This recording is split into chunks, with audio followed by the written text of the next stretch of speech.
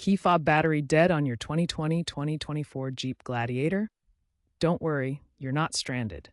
This video will show you how to unlock and start your Gladiator with a dead key fob battery. No special tools needed. Your Gladiator's keyless system uses an RFID chip in the fob. When the battery dies, wireless functions are disabled, but a backup system allows manual access and starting. We'll use the emergency key and a special fob placement to get going. Locate the emergency key hidden inside your key fob. Slide the release to remove it. Use the physical key to unlock the driver's side door manually. Get inside your Gladiator. With the brake pedal firmly pressed, hold the dead key fob directly against the push-button start. This allows the system to recognize the RFID chip. Keep holding the fob and pressing the brake while pressing the start button.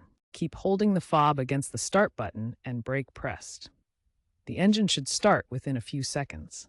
If it doesn't, try cycling the brake pedal and repeat the process.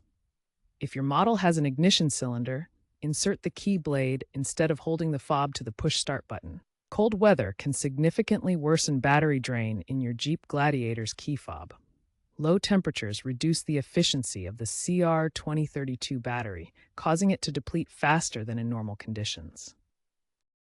Battery issues are quite common with Jeep Gladiator key fobs. To avoid problems, replace the CR2032 battery promptly.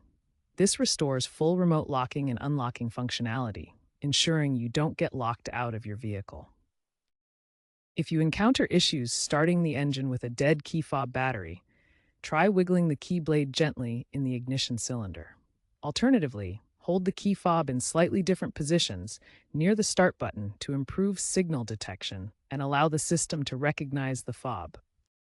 To replace the key fob battery, you'll need a CR2032 coin cell battery. This is the standard type used in Jeep Gladiator key fobs. You'll also need a small screwdriver to open the key fob case. Locate the small screw on the back of the key fob and use the screwdriver to remove it. This will allow you to pry open the two halves of the fob. Once opened, carefully remove the old CR2032 battery from its compartment. Be gentle to avoid damaging the circuit board. Place the new CR2032 battery into the compartment, ensuring the positive side faces up as indicated by the markings inside the fob. Snap the two halves of the key fob back together and secure the screw.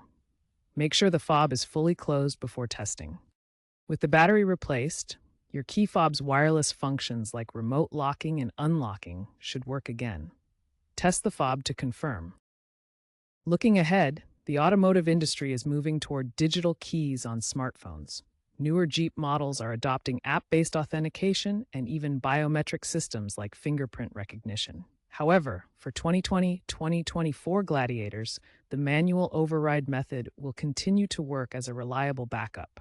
Just remember to replace your key fob battery regularly to avoid issues.